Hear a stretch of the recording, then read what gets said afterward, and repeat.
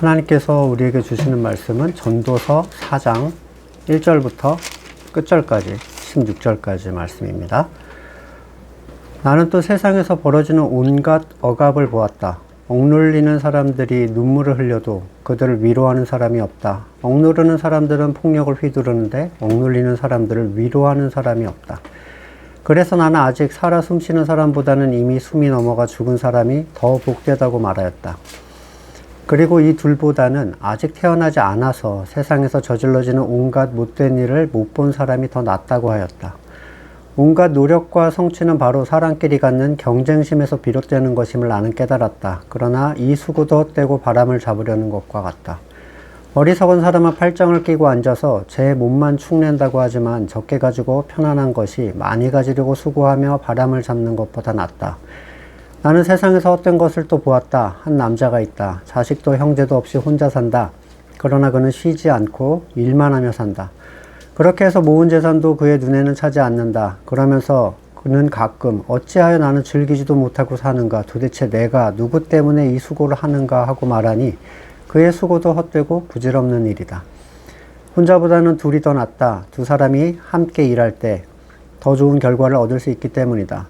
그 가운데 하나가 넘어지면 다른 한 사람이 자기의 동물을 일으켜 줄 수 있다. 그러나 혼자 가다 넘어지면 딱하게도 일으켜 줄 사람이 없다. 또 둘이 누우면 따뜻하지만 혼자라면 어찌 따뜻하겠는가. 혼자 싸우면 지지만 둘이 힘을 합하면 적에게 맞설 수 있다. 세 겹줄은 쉽게 끊어지지 않는다. 아무리 나이가 많아도 신하의 직언을 듣지 않는 왕은 어리석다. 그보다는 가난할지라도 슬기로운 젊은이가 더 낫다. 한 나라의 가난한 집안에서 태어나서 젊어서 감옥살이를 하다가도 임금 자리에 오를 수 있다. 내가 보니 세상에서 살아 움직이는 모든 사람이 왕의 후계자가 된 젊은이를 따른다.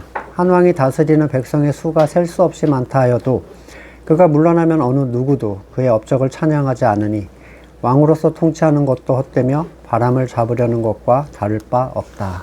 아멘. 선과 선의 충돌에 있어서 강자는 약자를 억압함으로써 자기 선을 더 채울 수가 있습니다.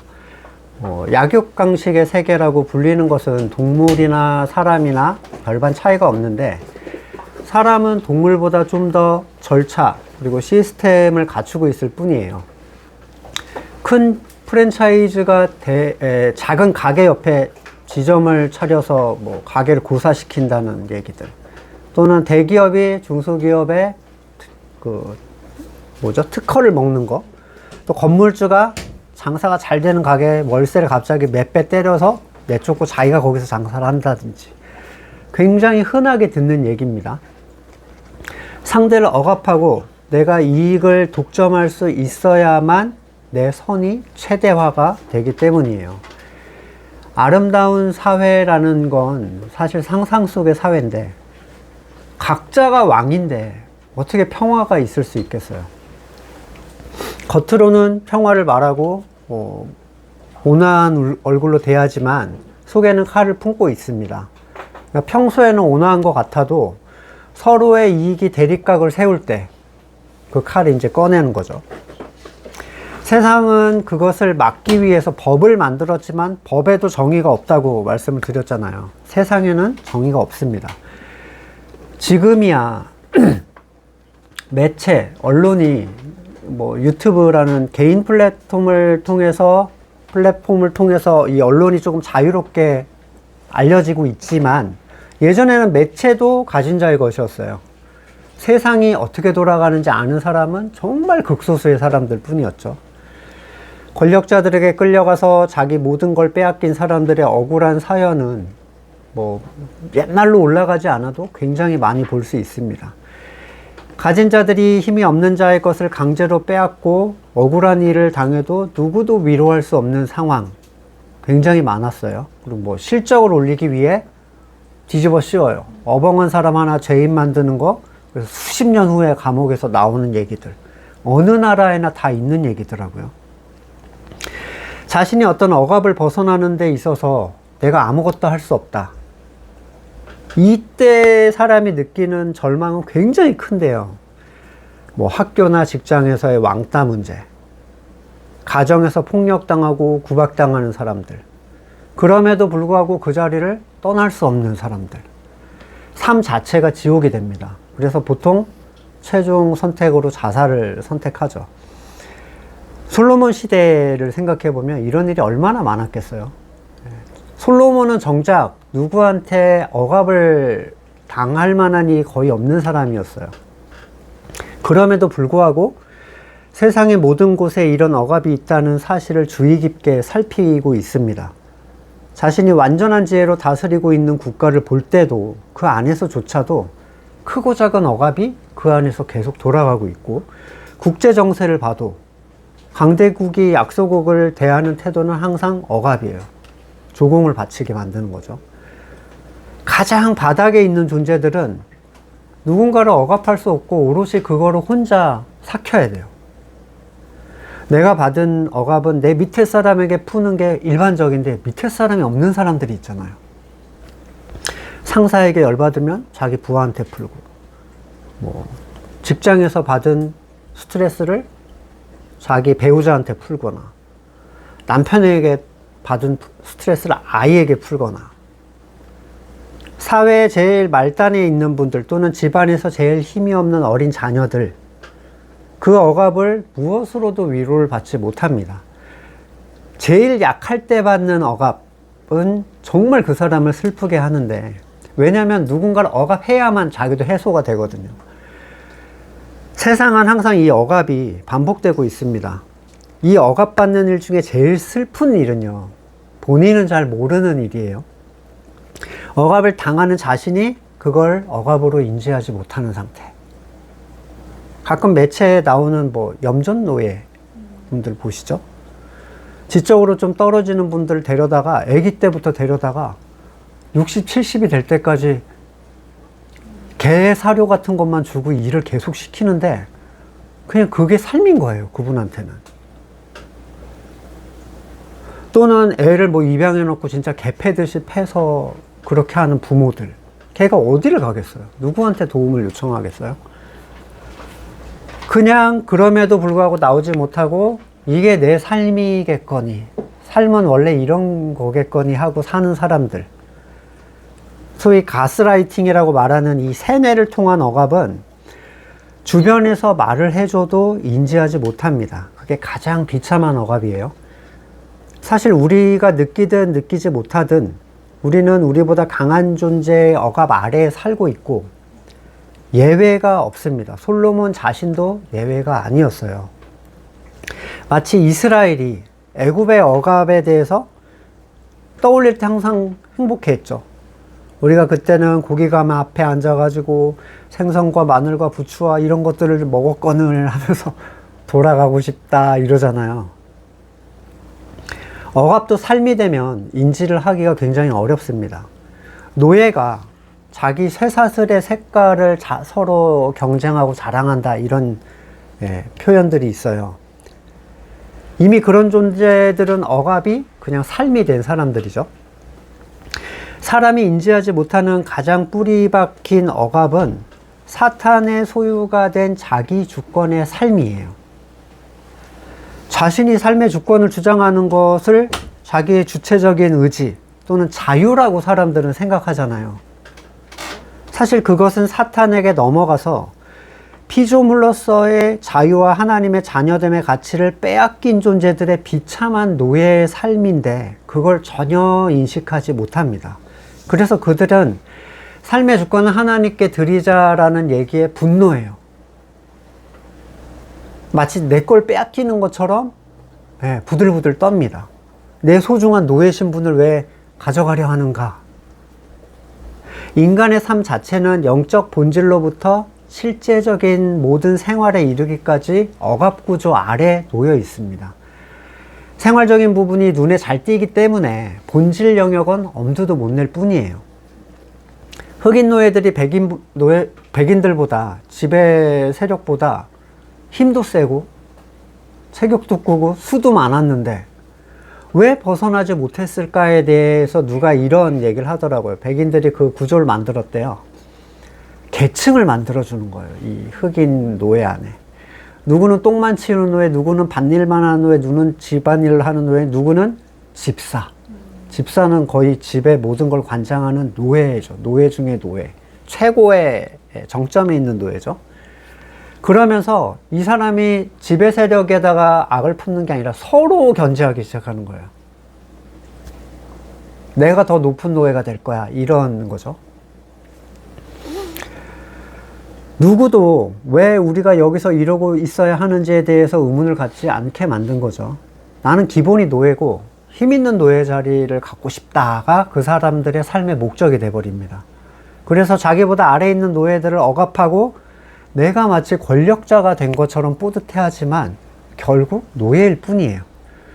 갈라디아서 4장 7절 이하에 그러므로 여러분 각 사람은 이제 종이 아니라 자녀입니다. 자녀이면 하나님께서 세워주신 상속자이기도 합니다.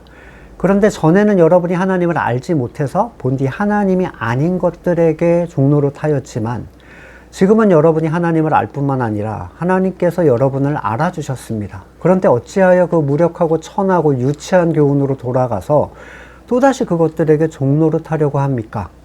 율법의 종이라는 건 스스로의 선의 기준으로 자신이 나뭇잎 치마를 만들어서 의의 옷을 입겠다라는 그 노예의 삶을 얘기해요.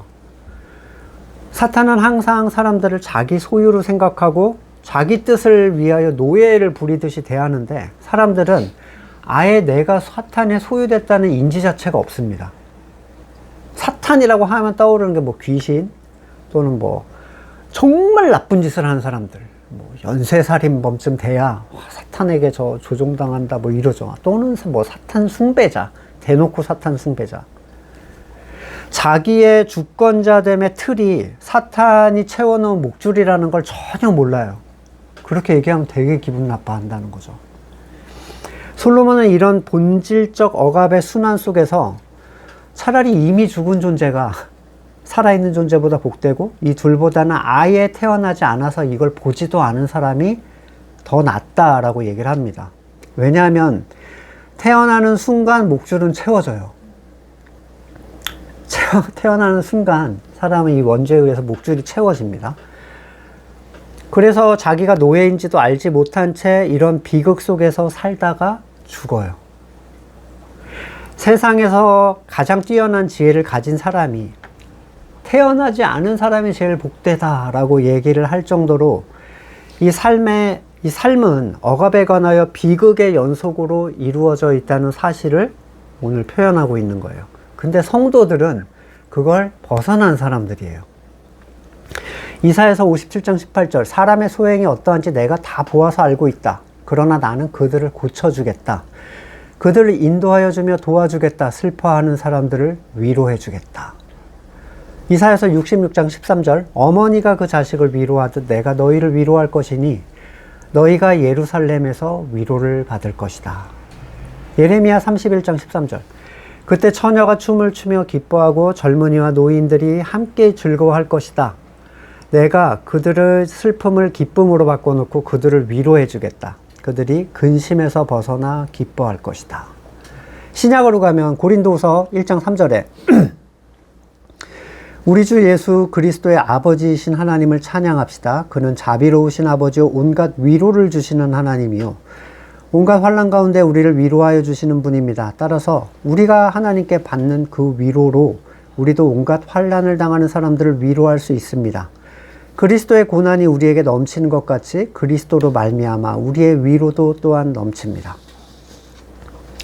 4절부터 솔로몬은 사람의 노력과 성취, 이게 결국 억압을 통한 수고가 다른 대상에게 갖는 경쟁심으로부터 나왔다라는 걸 얘기하는데 비교 대상이 있다는 게 동기부여로 작용을 한다는 거예요. 아까 사탄은 분쟁의 초점을 노예들끼리 다투게 만든다라고 했잖아요. 네. 그러니까 자기들끼리 다투느라 경쟁하느라 노예됨은 중요한 게 되지 않았어요. 남보다 더 높은 노예가 되는 게 삶의 목표가 돼버렸습니다. 권력을 가지고 있는 사람은 자신이 압제하는 사람에게 자기가 다스리고 있는 사람들에게 경쟁심을 느끼지 않죠. 이 경쟁심은 비등하거나 자기보다 우위에 있는 사람들에게 발동이 돼요. 누구보다 더 잘해야 되겠다. 누구보다 더 위로 올라가야 되겠다. 누가 만들어 놓은 것보다 더 뛰어난 걸 만들겠다. 꼭 특정 대상을 두지 않더라도 이 불특정 다수의 위로 올라가 압제할 수 있는 자리를 소망하는 그 영역이 다 포함이 됩니다. 간단하게 뭐 한 직원이 나는 남들보다 열심히 해서 사장 자리에 오를 거야. 이 경쟁심에서 비롯되는 거예요. 그런데 올라가려는 사람들은 자기가 거기 올라가면 그 질투의 대상이 자기가 될 거라는 걸 별로 인지하지 못해요. 모든 불행의 시작은 남과 자기를 비교하는 것으로부터 시작된다. 이 쇼펜하우어가 이런 얘기를 했어요. 남과 자기를 비교하면서 끊임없이 욕망을 키우는 것이 고통과 불행의 근본이다 라고 얘기를 했는데, 뭐 속담에도 있죠. 사촌이 땅을 사면 배가 아프다든가. 독일에는 샤덴프로이데, 그러니까 이 고통과 기쁨을 묶어 놓은 용어가 하나가 있어요. 이게 두 개가 같이 작동한다는 거예요. 이거는 인간의 뇌 자체가 그렇대요. 이 질투의 대상을 보면 배측 전방 대상 피질이라는 게 활성화돼서 고통이 느껴진대요. 그리고 우울한 거죠. 그리고 반면에 불행에 빠진 사람들을 보면 복측 선조체가 활성되면서 보상감과 이 행복 회로가 돌아간대요. 인간 자체가 그런 거예요. 이번에 한강 작가가 노벨 문학상을 탔다는 소식에 그거를 엄청 까대는 사람들이 나타나더라고요. 저희가 볼 때는 참 가짜는데 그걸 축하해주면 되지. 근데 이제 작가들이야, 그 사람들이. 저거 웃긴다. 저 다 속아서 저렇지. 자기가 그러면 하면 되잖아요. 그러니까 심지어 노벨 상을 주는 기관조차도 좀 비하를 하더라고요. 우리는 문학과 관계가 없으니까 지금 대단하다, 우리나라에서 뭐 하나 나왔다 이러는데, 모차르트를 질투하는 살리에르처럼 비교의 대상이 자기가 되기 시작하면 질투가 일어나기 시작하는 거예요. 사실 자기가 선악의 주권을 가지지 않은 존재라면 이럴 이유가 없습니다. 내가 짐승과 다르지 않다는 걸 아는 존재라면 질투를 느낄 이유가 없어요.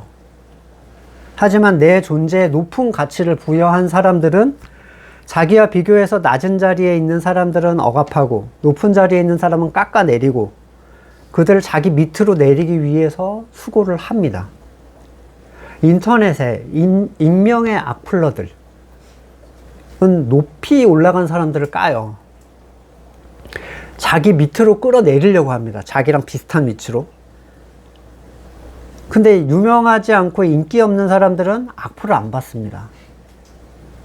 조금이라도 약점을 보이길 뭐 갑자기 인기 있는 사람들요, 조금이라도 허점 보이길 기다렸다가 뭐 하나 터졌다 하면 개떼처럼 달려들어서 완전히 초토화 시키는 거예요. 근데 이게 익명성이기 때문에 일상에서는 나는 전혀 안 그런 사람처럼 그냥 살고 있는 거죠. 이 말은 잘 생각해 보면 누군가 윗자리로 올라가는 순간 올라가지 못한 모든 사람들에게 질투와 미움의 대상이 될 거다라는 걸 얘기를 하고 있어요. 근데도 우리는 상관없어, 나 올라갈 거야 이러고 있죠.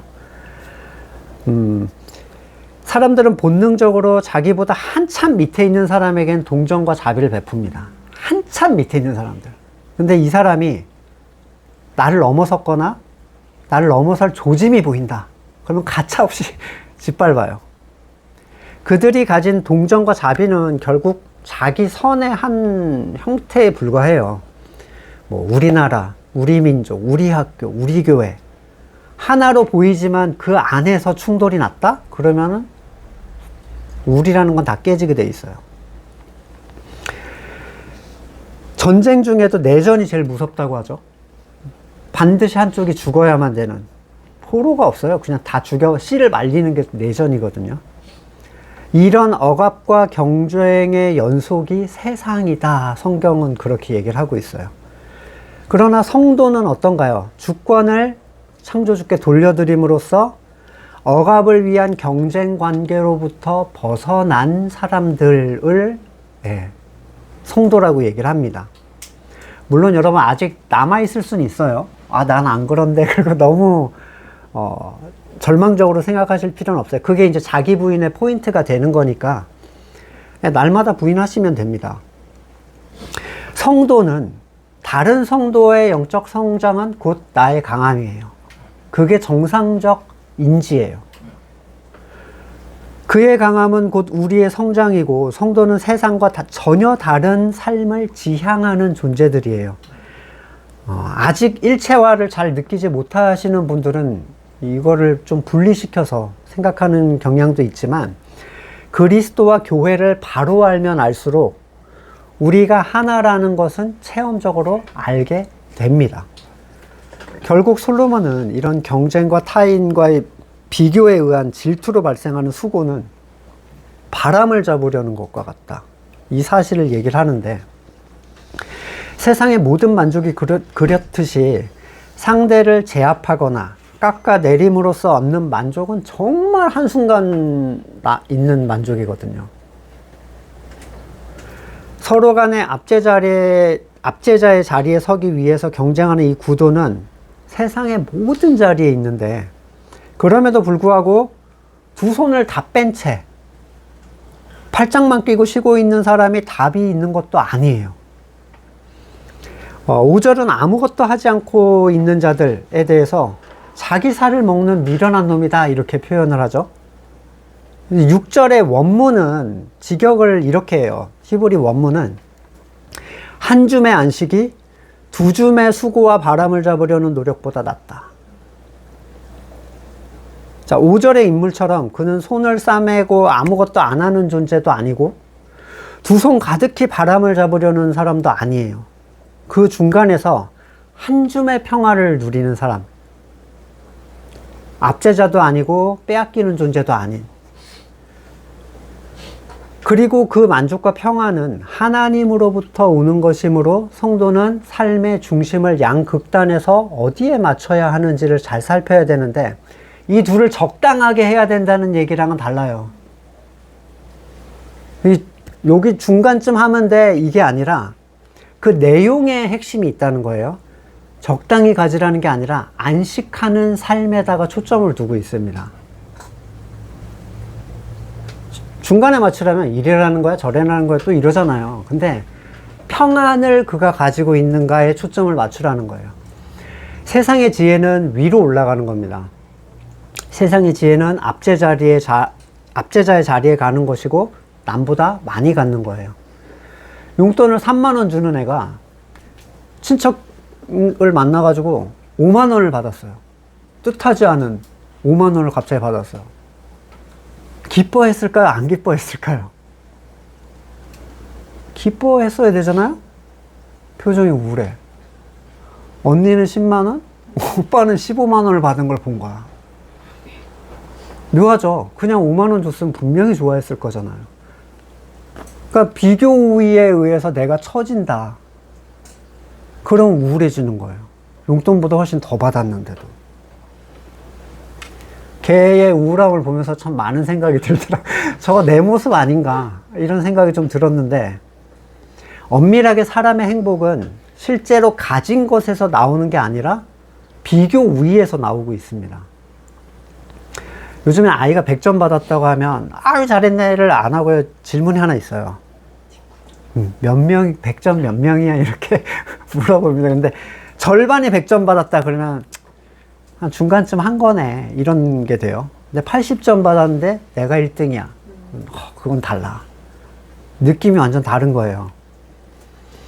결국 그는 자신이 속한 그룹에서 압제자의 자리에 가야만 행복을 누리는 존재가 된 거죠. 그걸 위해서 수고하지만 만약에 그 그룹을 벗어나면 아무것도 아닌 존재로 추락하는 건 한순간이에요. 비교 대상이 사라지면 그 모든 만족도 사라지니까. 이게 얼마나 허망한 만족입니까? 7절부터 솔로몬이 본 헛된 일은 이래요. 한 남자가 자식도 형제도 없이 산다. 근데 일만 하며 사는데 모은 것도 만족이 안 돼요. 심지어 자기가 즐기지도 못해요. 나이만 계속 먹고 있네요. 도대체 내가 누굴 위해서 이걸 하고 있나, 이 생각을 하게 됩니다. 근데 벗어나지도 못하고 있어요. 종종 이 본문을 결혼해야 된다 이런 식으로 결론 내리는 건 실제로 가정을 이룬 사람 중에 불행한 사람이 얼마나 많은지를 보면 전혀 그런 내용이 아니라는 걸 알게 됩니다. 궤변이죠. 바울도 어지간하면 결혼하지 마라 이런 얘기를 했어요. 여러분 주변 보시면 차라리 하지 않았으면 좋았다라고 얘기하는 사람이 훨씬 많습니다. 압도적으로. 나는 결혼을 너무 잘한 것 같아. 정말 손에 꼽아요. 물론 귀한 동반자와의 관계도 있지만 이 본문이 말하는 건 그래서 독신남녀에게 결혼을 권장하는 얘기가 아니에요. 솔로몬 보세요. 후궁 700, 첩 300. 그 사람이 이게 나를 든든히 세워주고 삼겹줄, 천겹줄은 절대 끊어지지 않는다 이래요. 이 뒤에 가면 다 쓸데없었어 라는 얘기를 합니다. 누군가 가족이 있더라도 우리나라만 가족의 그 가치가 되게 떨어진다라는 그 조사 결과를 봤어요. 행복의 순위에서 거의 대부분의 나라가 패밀리예요. 우리나라는 부라고 써놨더라고요. 패밀리는 한 3번쯤 있더라고요. 3번째쯤에. 가족이 있다 하더라도 가족의 연합이라는 게 그 갖는 한시성 그리고 미약함은 사실 너무 쉽게 드러나는데 젊었을 때 좋았던 연애 감정은 2-3달이면 사라지죠. 아이들이 귀엽고 예쁘고 힘되는 것도 사춘기 지나면 사라져요. 남 같아요. 결국에 사람이 혼자라는 사실을 알아야 되는데 가정이 최고라고 하지만 그냥 그렇게 의미를 부여하고 싶은 것일 뿐이라는 생각이 좀 듭니다. 모든 가족이 다 그런 게 아니거든요. 일시적으로 작은 위로가 돼줄 수 있을지는 몰라도 가족이라는 그 연합은 내면적으로 상처가 굉장히 많은 자리예요. 한 작가가 이런 얘기를 하는 걸 봤어요. 세상에서 상처를 가장 많이 주는 사람들이 모여있는 데가 가족이다 이런 얘기를 합니다. 부모는 자녀에게, 자녀는 부모에게, 형제가 형제에게, 부부가 부부에게 서로가 가깝고 편하다는 이유로 또는 어차피 함께 해야만 한다는 이유로 그 안에서 다시 억압이 발생을 하는데 어떨 때는 정작 자신의 가장 깊은 속내는 밝힐 수 없는 곳이 가정이기도 해요. 평생 같이 가야 되는데 상처를 주면 뭐가 좋겠어. 그러니까 얘기할 수 없는 거예요. 가정을 이룬 사람들조차도 그저 눈치로 감으로 상대의 기분을 파악하고 넘지 말아야 할 선을 지키면서 살아갑니다. 아슬아슬한 관계를 유지하든지 아니면 터뜨리고 원수처럼 살든지 아무리 친한 형제들도 내면의 진실을 서로 터놓고 얘기하기가 쉽지 않아요. 넘지 않아야 할 선을 잘 알고 있거든요. 무엇보다도 홀로 하나님 앞에 서야 하는 그 죽음의 자리에서 가족은 아무런 의미를 갖지 못합니다. 그러나 솔로몬은 홀로 고독할 수밖에 없는 인생들에게 혼자보다는 둘이 낫다라는 얘기를 하고 있어요. 그러니까 부인 1000명을 가졌던 솔로몬이 하는 이 얘기는 가정을 이루어야 한다는 얘기랑은 다르다는 걸 아셔야 됩니다. 둘은 그 연합이 의미가 있다면 시너지를 내요. 1 더하기 1은 2가 아니라 2.5 이상을 내는 거죠. 하나가 쓰러지면 다른 하나가 일으켜주고 함께하는 공간의 온기는 훨씬 따뜻합니다. 사람이라는 게 이렇게 서로 기대는 모양이다 한자를 얘기하죠. 대적과의 싸움에서도 그렇고 고통을 인내하는 데 있어서도 둘이 같이 있는 것이 유익해요.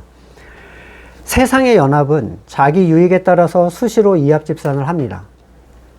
완전한 공동체는 성도에게는 이미 이루어진 가치인데 우리가 그걸 잘 모를 뿐이죠. 이건 우리가 만들어가는 게 아니라 이미 완전하신 주님께 우리가 접붙임을 받아서 적응해가는 과정이에요.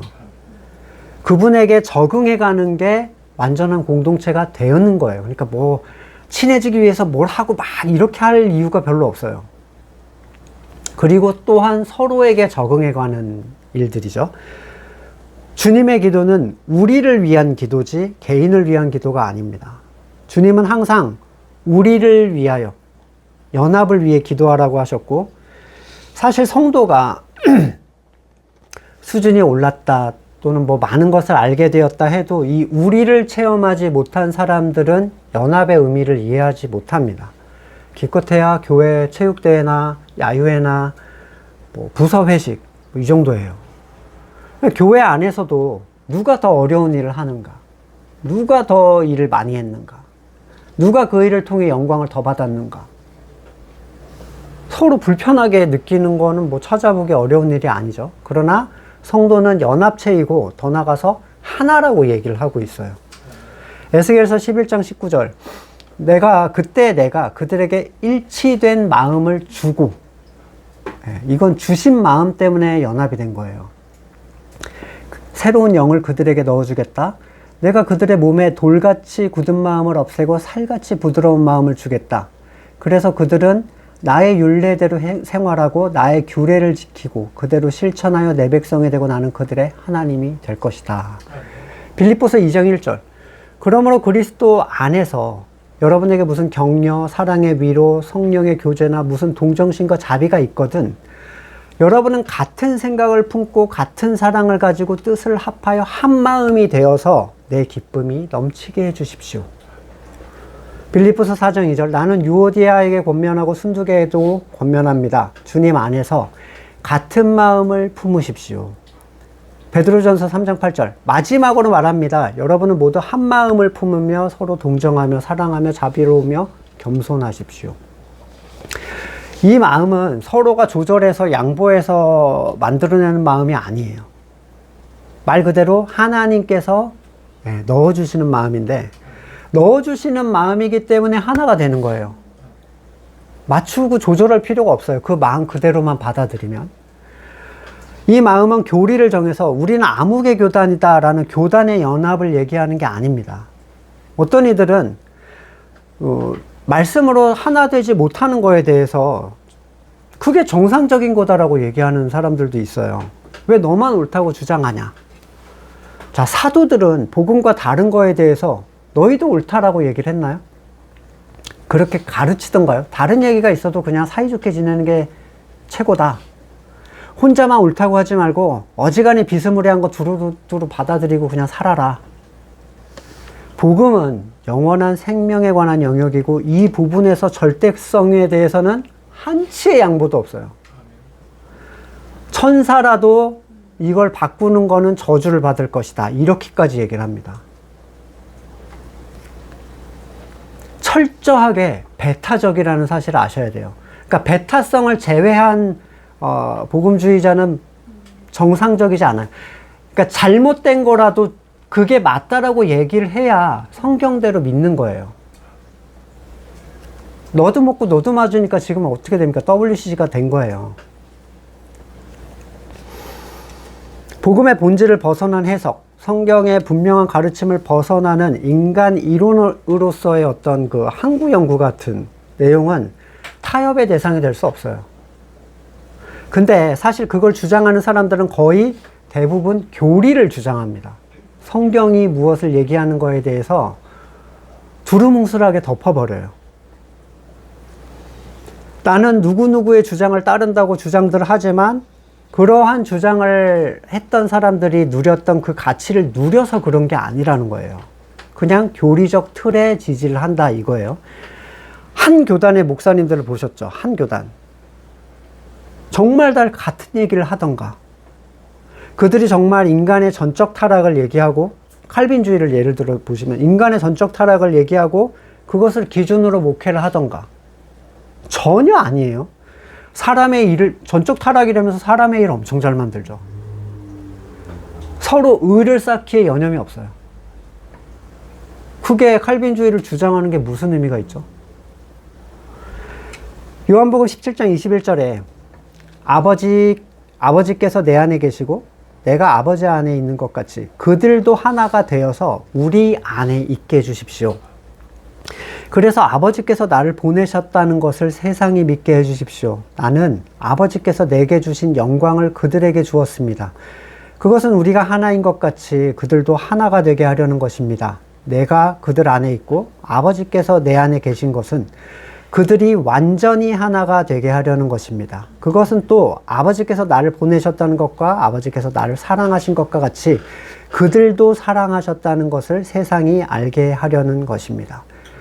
자, 성도가 완전히 하나가 된다라는 가치는 성도에 대한 예수님의 목표였어요. 그냥 거듭나서 교회 다니고 이게 아니라 완전히 하나가 되는 것. 심지어 하나님과 예수님이 하나인 것과 같이. 이거 엄청난 지금 목표를 가지고 계신 거예요. 그냥 각자가 자기 자리에서 하나님과 좋은 관계를 맺으면서 살아가면 될 것 같은데 왜 아버지와 예수님이 하나인 것 같이 하나가 되게 하려고 했을까? 성도들도 하나님과 그리스도의 연합 안에 들어가게 해달라고 했을까? 그리스도와의 연합은, 성도와 그리스도와의 연합은 영적인 연합이고요.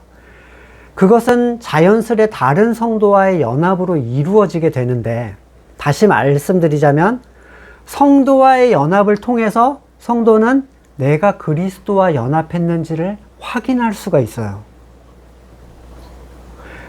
성도와 연합이 안 되면 그리스도와도 연합이 안 된 거란 얘기예요. 갈라디아서 3장 27절, 여러분은 모두 세례를 받아 그리스도와 하나가 되고 그리스도를 옷으로 입은 사람들이다, 이렇게 얘기를 합니다. 성도의 연합은 한 개인이 넘어지고 약해질 때 붙잡아서 그를 영적으로 일으켜줄 수 있는 유일한 통로예요. 혼자 넘어진 사람은 자기가 넘어졌는지조차 깨닫는데 엄청나게 오랜 시간이 걸려요. 다윗이 밧세바를 범하고 간음해서 혼을 임신시키고 남편을 사주해서 죽게 만들고 부하들의 손에 피를 묻히게 했는데, 심지어 살인으로 죄 없는 자를 사주받아 살인했으니까 요압이 괴로워했을 거 아닙니까? 이런 얘기를 합니다. 전쟁 중에는 그런 일도 있고 저런 일도 있다라고 해줘라. 아, 양심의 가책을 갖지 마. 이게 다윗이었어요. 어마어마하죠? 나단이 지적하기 전까지 자기가 얼마나 끔찍하게 넘어졌는지 인지조차 못했다고요, 다윗이. 큰 성 여리고를 이기고 가나안을 정복하는 모든 일은 온전한 이스라엘의 연합체가 한 일이에요. 단독으로 그 일을 수행할 수 있는 사람은 아무도 없었습니다. 내게 속한 땅이 아니라고 해서 뒤에 빠져 있지 않았어요. 심지어 요단강 동편에 자리를 잡은 지파들조차도 이 땅을 다 정복할 때까지 같이 다녔습니다. 건물교회의 신앙은 거의가 개인적이에요. 물론 교회 일은 함께 하죠. 모여서 함께 하지만 신학의 영역은 늘 하나님과 나와의 관계, 그렇게 생각합니다. 거기서 어떻게 둘이 되는 시너지가 생기겠습니까? 살아있는 둘이 있는 곳은 항상 따뜻함이 있어요. 혼자서는 아무리 큰일을 해놨다 싶어도 냉랭합니다. 왜냐하면 경쟁과 질투의 대상이 돼버리거든요. 둘 이상 있는 곳은 항상 온기가 있어요. 세 겹줄은 쉽게 끊어지지 않는다. 교회는 무너지지 않는다. 이 연합에는 가라지도 수시로 뿌려지고요. 방해하는 세력들도 들어오지만 한 말씀이 하나 되게 하는 그 신뢰 아래에서 성도는 연합의 가치가 어떻게 이루어지고 또 어떻게 진행되어 가는지를 체험적으로 알 수 있습니다. 이 온전한 연합은 그 개인을 지켜줘요. 연합이 개인을 지켜줘요. 이전에는 교회가 보이지 않는다는 개념, 또 성도의 모임이라는 개념을 들어서 머리로만 알고 있었는데, 체험적으로 알게 되면 머리로 알고 있는 그 가치는 큰 의미가 없어져 버립니다.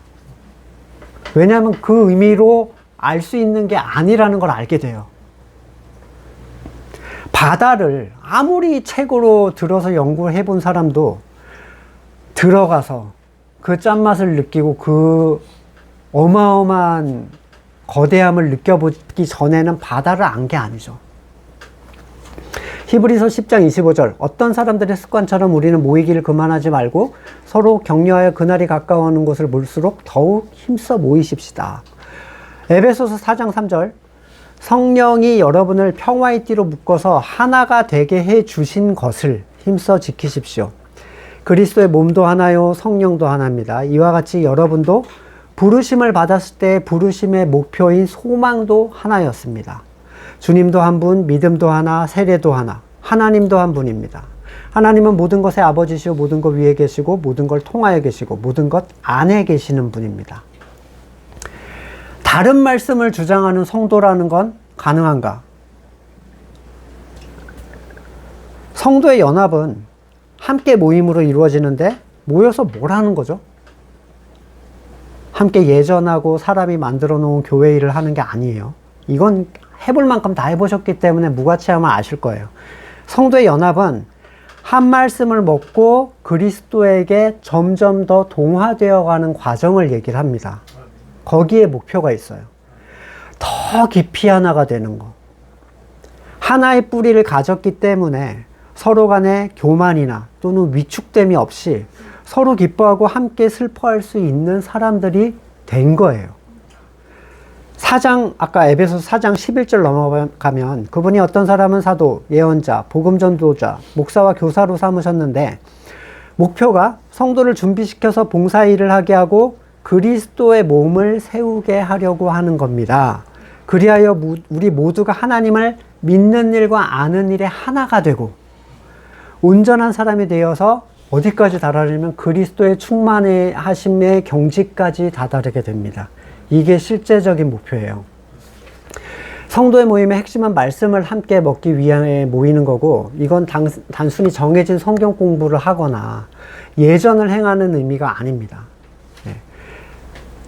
말씀을 먹을 수 있는 사람은 따로 있어요. 모든 사람이 모인다고 먹을 수 있는 게 아니죠. 말씀은 모두를 위한 게 아니에요. 요한복음 10장 25절 예수께서 그들에게 대답하셨다. 내가 너희에게 이미 말하였는데도 너희가 믿지 않는다. 예수님이 말해도 소용없어요. 왜냐하면 택함에 근거하기 때문입니다. 내가 아버지의 이름으로 하는 그 일들이 나를 증언해 준다. 그런데 너희가 믿지 않는 것은 너희가 내 양이 아니기 때문이다. 내 양들은 내 목소리를 알아듣는다. 나는 내 양들을 알고 내 양들은 나를 따른다. 내 사역을 너희가 믿지 않는다 했는데 예수님의 사역이 뭐였죠? 마태복음 11장에서 소경이 보고 나병이 깨끗하게 되고 억눌린 자가 자유케 되는 아까 그 억압받는 자들이 풀려나고 서로과의 다툼에서 해방을 누리게 되는 이 체험을 한 사람들만 그분의 음성을 듣고 말씀을 함께 먹기 위해 모일 수 있는 사람들이에요. 이 교회의 연합, 이 세 겹줄은 세상의 어떤 것도 하나님의 사랑에서 그들을 끊어내질 못합니다.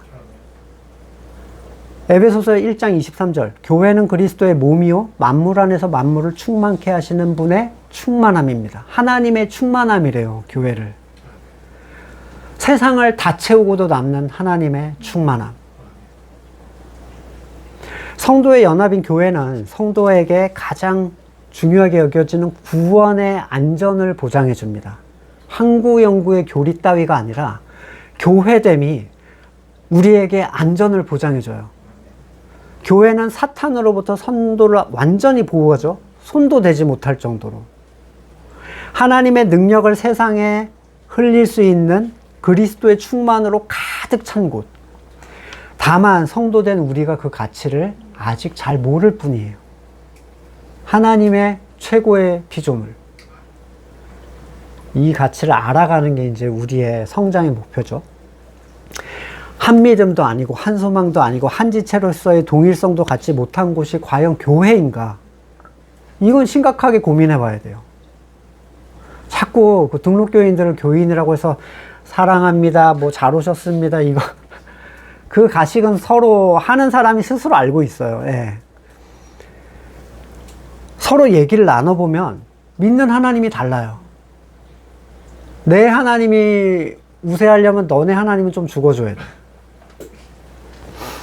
각자 구하는 소망도 다르고 서로 자기 선에 근거한 간구를 하고 또 자랑해요. 그리고 그거는 질투가 되죠. 타인들에게. 이게 어떻게 교회입니까? 그런 기도 제목은 있을 수 없어요. 교회에는. 그들에게 우리로서의 개념은 그냥 등록교인, 한간판을 단 교회를 다니느냐의 개념일 뿐이지 그의 성장이 곧 나의 성장이다. 그의 연약함이 나의 연약함이 된다는 한 몸으로서의 개념은 희박하고 굉장히 왜곡되어 있습니다. 참된 교회를 누리지 못하는 사람이 온전한 신앙생활을 할 수 있는가? 절대적으로 불가능해요. 그러니까 교회가 되지 못한 사람은 신앙생활이 뭔지 아직 모르는 사람이에요. 아무리 하나님과의 나와의 관계를 추구해도 아무 의미가 없어요. 왜냐하면 우리에게 주신 기도를 할 수 없어요. 그 사람은. 기도 자체를 일단 할 수 없는 사람인 거예요. 우리를 모르는데. 13절 이하에 직언에 대한 수긍의 지혜를 언급을 합니다. 직언이라는 건 어떤 거죠? 옳고 그름을 가감없이 상대에게 그대로 얘기하는 거예요. 특별히 교회의 목사, 장로, 항존직들은 자신이 이미 높은 자리에 가서 이런 성경적 권면을 들으려고 하지 않습니다. 성경이 그렇게 얘기한다고 해도 싫어해요. 반박도 못 하는데. 해왔던 것을 이어나가는 것이 목회나 당회의 목표가 된 이 시점에 복음의 직언을 들을 수 있는 사람은 깨워주신 극소수에 불과합니다. 우선 지혜가 나이에 있지 않다라는 걸 분명하게 보여줘요. 노인의 지혜가 항상 적용되는 게 아니죠. 나이가 들면 굳어지고요. 자기 선이 더 고착화되고 자기 경험을 우선시해서 남을 잘 인정하지 않으려고 하는 성향이 생기게 됩니다. 그런데 이 미련한 늙은 왕과 달리 한 가난하고 슬기로운 젊은이가 감옥살이까지 했어요. 옥고까지 치르고 임금의 자리에 올랐어요. 이 슬기로운 젊은이는 모든 역경과 고난을 헤치고 왕의 자리에 올랐는데 심지어 세상에 살아 움직이는 모든 사람이 그를 따랐다 라고 할 정도로. 그런데 그가 물러나면 어느 누구도 그의 업적을 찬양하지 않는 상황에 이르게 된다라고 얘기를 합니다. 입지전적 인물들에 대한 성공담은 항상 사람들을 의욕에 불타오르게 하죠. 맨바닥에서 여기까지 올라왔다. 이런 거. 나도 저렇게 될 수 있어라는 희망을 자꾸 주는 거예요. 고난과 역경을 헤치고 정상에 오른 사람들, 크게 칭송을 받던 사람들의 얘기는 거의 대부분이 삶의 말미까지 그게 이어지는 경우가 없어요. 종종 과거의 영광을 누렸던 분들의 영상을 유튜버들이 찾아가서 보는 경우가 있습니다. 비참하기가 짝이 없더라고요. 이제 나이는 들어서 노인이 됐는데 어두컴컴한 벽 한 면에는 트로피, 메달, 사진, 절정 때에 그게 꽉 차 있고요. 노인 혼자 병든 몸으로 그때를 추억하고 있는 거예요. 더 불쌍해. 미안한 얘기지만 더 불쌍한 거예요.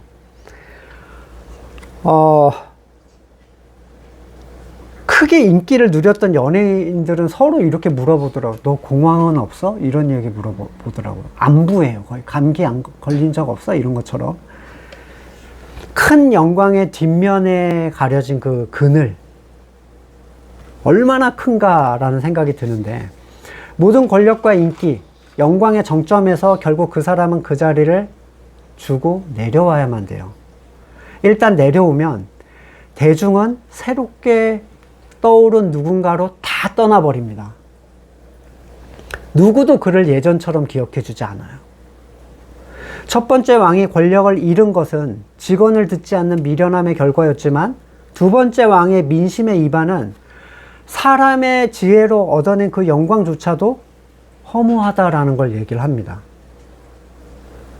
사람이 취하는 영광은 주권자가 자신이 아니에요. 자신도 알 수 없는 이유로 위로 올라가는 사람들이 있어요. 그리고 사람들은 이걸 운이라고 표현을 하죠. 운칠기삼이다 이런 얘기를 하잖아요. 누구도 이 운을 조절할 수가 없습니다. 근데 하나님은 앞에서 뭐라고 하셨냐면 모든 일을 나는 다 내 뜻대로 이루고 있다라고 얘기를 하세요.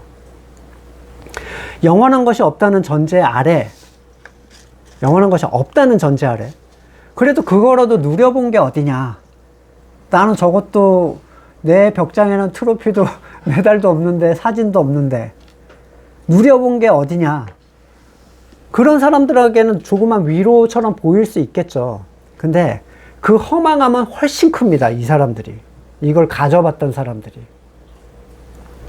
그늘이 훨씬 짙다는 거예요.